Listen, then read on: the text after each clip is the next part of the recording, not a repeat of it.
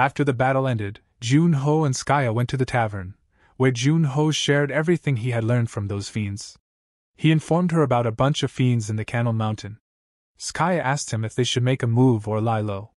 Junho told her their meeting time was set for the night of the full moon, with 5 days remaining.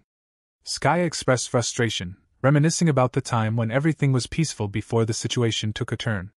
Junho warned that after facing such formidable opponents, they couldn't afford any more mistakes. Junho suggested Skaya take action against the enemies while he trained in Overlock. She immediately rejected the idea, highlighting their lack of knowledge about their enemies' firepower and the risk of being overrun by stronger fiends if they rushed recklessly. Junho countered that this might be their last chance to track them down. Skaya proposed a different approach, disguising themselves. Junho asked how, and Skaya revealed her plan to brew a potion that would transform him into one of the defeated fiends, allowing him to infiltrate their fiend association and gather information discreetly. She instructed him to find out how strong the fiends were, with her ready to support him when he signaled. Skaya also suggested that while they still had time, he should practice Overlock during their hunts. Junho agreed to the plan. Junho and Frost arrived at an open area, and Junho inquired why they had to travel so far for their hunt. Frost explained the necessity of avoiding attention from others. Junho reassured her that there were no other players nearby. Spotting a steel bear, Frost queried Junho about its strength. Junho admitted he had never encountered one before. Observing its steel-made physique, Frost marveled at its composition. Junho asserted his confidence in capturing it with his energy but opted not to use it today. Instead, he decided to use an overclock, but its stabilization took longer than expected. As Junho concentrated, the steel bear slowly approached, prompting Frost to alert him. Fearful of losing control, Junho remained focused as the bear closed in.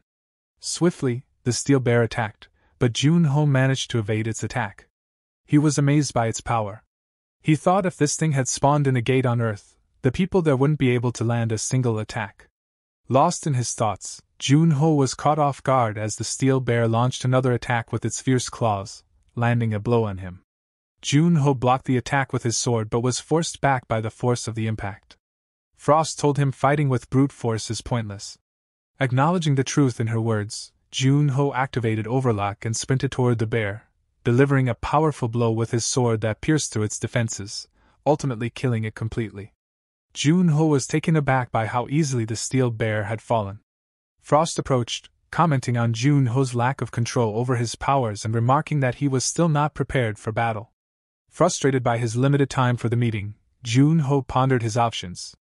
Frost suggested that he should remain in overclock at all times while hunting. Junho recognized the difficulty but considered it a viable strategy. Later, they encountered more steel bears while in overclock mode. The bears screamed and charged, but Junho was ready. With a swift swing of his sword, he delivered multiple strikes, breaking through their thick steel skin and cutting the bear's hand. Junho maintained his overclock at 15%, realizing he could control his pace as long as he stayed below that threshold. As Junho reached level 65, Frost informed him that it was a full moon and it was time to meet Skaya. Despite Frost's anxiety, Junho reassured her that the curse of bitter cold would lift in 7 hours. They reach to the Skaya. She tells him when the curse lifts upon him, he will have to be more careful since it will affect his overclock. Junho assured her he understood and inquired about the duration of the shape-shifting potion. Skaya informed him it would last for 6 hours and also handed him a sticker, a location-tracking magic sticker which also works as a listening device, for added assistance. Fully equipped, Junho prepared to set out. Frost questioned his confidence in his acting abilities, to which Junho confidently replied that he had absorbed all of Goof's memories and wouldn't get suspicion. As Junho approached the fiend's hideout, nerves tingle within him. Guards interrogate him, questioning why he is here. They mocked him, insinuating he should have died along with his mentor, Cal Singer. In response, Junho threatened them, if he dared insult his mentor then he would make sure they wouldn't speak again. Other fiends mocked him, labeling him the loyal dog of Singer. Suddenly, a man appeared, capturing everyone's attention. He introduced himself as Wangian, a fiend in the Squadron of Pride. Junho recognized him from the Goof's memories. Wangian declared that they had gathered to assist him in raiding the dungeon. He warned that his commands within the dungeon would be absolute, and disobedience would result in death. Everyone agreed to his authority. With a leap, Wang Yan descended from the railings, announcing it was time to depart. Jun-ho calculated that his shape-shifting potion would wear off in 2.5 hours.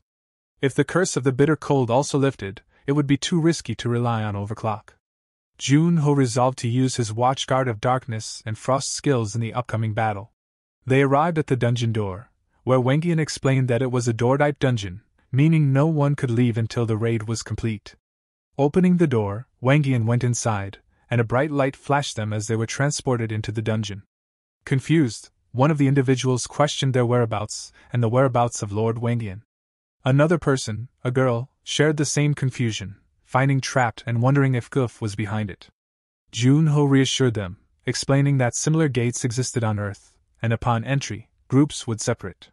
Frost voiced her concerns, but Jun-ho assured her that everything would be fine. He told her that this was a maze-type gate, requiring parties to split up and defeat monsters, reminiscing about how gates like these were his favorite during his Spectre days. The fiends decided to gather with Commander Wang Yan. Another fiend inquired if there were other options, but a female fiend asserted that sticking with Wang Yan would guarantee their safety. He agreed. Jun-ho contemplated that by dealing with these fiends, he could learn about Wang Yan's skills through the confessions of the dead.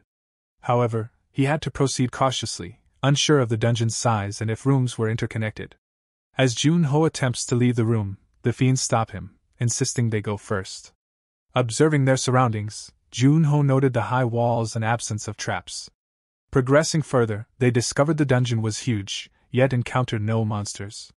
A fiend suggested they should get to know each other, but Jun-ho doubted they would understand him. A female fiend was irritated by him, recalling his admiration for the bully Cal Singer. Jun-ho activated his Watchguard of Darkness skill to scan for any nearby threats. Frost asked what he would do. Jun-ho said that sounds from here won't escape, so it will work out. Interrupting, a female fiend confronted Jun-ho, drawing her sword. Sensing his transformation will wear off soon, Jun-ho quickly activated the booster. Mocking him, a male fiend laughed, taunting that his master wouldn't come to his help. Meanwhile, Jun-ho warned them to watch their backs, and they turned around, and saw huge mantises standing behind them. A mantis quickly slashed him, cutting him in half. She was terrified. Jun-ho realized that they are the true terror of the maze dungeon. The wall mantises began consuming the corpses. A girl was standing and suddenly a wall appeared in front of her. It was Jun-ho's skill. Assuming it to be Goof's doing, she said she wouldn't die easily. However, suddenly a mantis grabbed her head and destroyed it completely. Jun-ho pondered how wall mantises could go anywhere which was considered a wall. He thought he would gather info without getting blood on his hands. Jun-ho decided to use the confessions of the dead before the scent of blood attract attention. In their memories, he saw a girl named Banjo accompanying Wang Yan. He discovered that her main skill was called Death Casualty, allowing her to determine the cause of death for any person whom she marked. Jun-ho recalled how she had tapped each of them before entering the dungeon. He saw Wang Yan's skill, Discerning Eyes, was an A-rank ability capable of assessing opponents' states and movements. When Frost asked about his next move, Jun-ho replied that he would have to go with milder tactics. Wang Yan's crew praised him for his incredible skills, as Wang Yan unleashed his skill named Crew Jubilee, shattering the wall mantis into pieces. Banjo informed them that the number of fiends falling to the wall mantises was increasing. However, she found it suspicious since they were all above level 90. Wang Yan suggested they might have fallen victim to surprise attacks. Banjo countered that all the deaths were identical, and the monsters weren't particularly strong, leading her to doubt this. Wang Yan suspected that there must be a traitor among them. Jun-ho dispatched most of the fiends with the assistance of the wall mantises, manipulating their movements with his Watchguard of Darkness skill. With a swift stroke of his sword, he killed the remaining wall mantises. Jun-ho remarked that his face was twitching, suspecting that his potion was wearing off. Frost reassured him that his curse would soon lift as well. With an hour left until then, they discussed their situation. Unbeknownst to them, one of Wang Yan's men was eavesdropping. Just as Jun-ho prepared to extract the fiend's memories, a fiend attempted to attack him from behind. However, Jun-ho swiftly countered the attack, seizing his neck. Impressed by the fiend's stealth, Jun-ho praised him. In bewilderment, he noted that even Wang Yan couldn't detect the assailant's skill. Nevertheless, Jun-ho swiftly dispatched him and used the confession of the dead. From the fiend's memories, Junho learned that they suspected a traitor among them. They tasked a fiend named Hicks with gathering the survivors, and he agreed. Another fiend, Stan, assured Hicks that as soon as he used his homing instinct, they would be teleported to his location.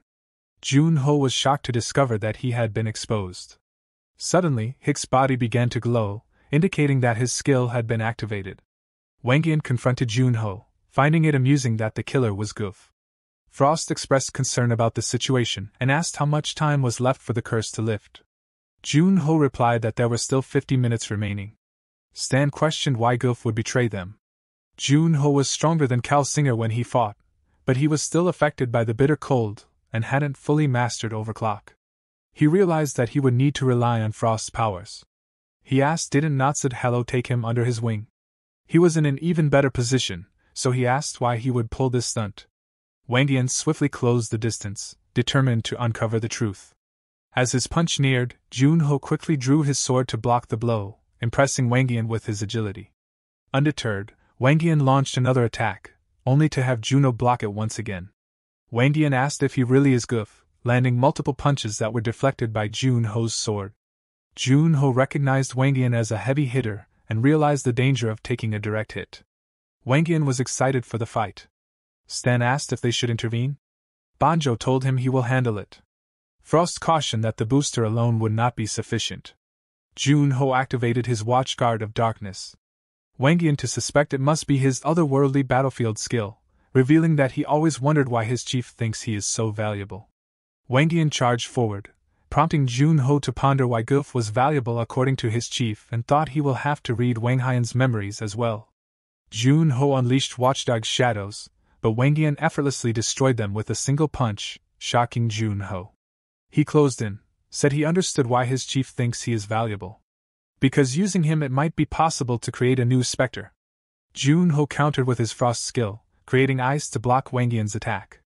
However, Wangian shattered the ice with a powerful blow, sending Junho flying. In midair, Junho activated Overclock at 30%, narrowly evading Wangian's relentless attack and engaging him in a fierce battle on equal footing. They exchanged multiple blows, with Junho barely hanging on. Wangian unleashed his skill, Dispel, landing a devastating punch on Junho's face, propelling him into the ceiling, causing it to collapse. Wangian was perplexed by the crumbling ceiling in the otherworldly battlefield and shocked to discover that Junho wasn't Goof at all. He questioned if Junho was a spy and how he could utilize Goof's skill, realizing Junho had never used the otherworldly battlefield skill. Meanwhile, Junho received a message indicating that the Curse of Bitter Cold was resisting the skill Dispel, accelerating his curse by an hour. Wangian was confused that he has memories that only real Goof would have had. And skill can even replicate Goof's skill. Nevertheless, he was thrilled to face a strong opponent. Junho, utilizing both Frost and Darkness skills, appeared fatigued to Wangian. However, Junho stood up, ready for the battle. With the Curse of Bitter Cold lifted, all his stats returned to normal. As Wangian charged towards him, Junho landed a powerful blow to Wangian's face, sending him flying. Wangian realized he was faster than before and that Wangian couldn't dodge his attacks despite seeing them coming. Junho closed the distance and landed another punch, but Wangian retaliated. Throwing a punch, Junho swiftly dodged Wangian's punch and reappeared behind him. They exchanged powerful blows, resulting in a massive explosion that sent them flying in different directions. As Wangian's subordinate inquired about his well-being, he instructed them to hunt down the boss and clear the dungeon. They followed his command. Wangian quickly went for the attack, prompting Junho to activate Overclock at 15% and charge towards him with lightning speed. Wangian released an aura and acknowledged him as a greater threat than Goof. They exchanged powerful blows, clashing and throwing punches repeatedly. Wangian thought he could see every move and thought. But Junho's speed outmatches his advantage. Junho utilized his frost skill to freeze Wangian, moving with lightning-fast movement before delivering a powerful strike that shattered the ice and ultimately defeated him. With a swift motion, Junho sheathed his sword, and behind him, a massive explosion erupted. Meanwhile, Junho's subordinates successfully defeated the dungeon's boss monster and awaited their commander. However, inside the dungeon, they were unable to communicate with each other, concerned that he might be struggling. As they discussed, Stan was suddenly frozen. She thought there might be another monster. Her hands also started to freeze. It was Frost who froze them. Jun-ho recalled that Frost had used the same technique to freeze them before. Frost reminded him that he had requested her to do so. Although he agreed, but he said getting below freezing point the whole area is way too dangerous to use carelessly. Frost explained that if she hadn't frozen them, the boss monster would have died. Jun-ho acknowledged the necessity, and realized he needed to deliver the final blow. He activated Watch Art of Darkness to summon watchdogs, which killed the boss monster and dropped a core.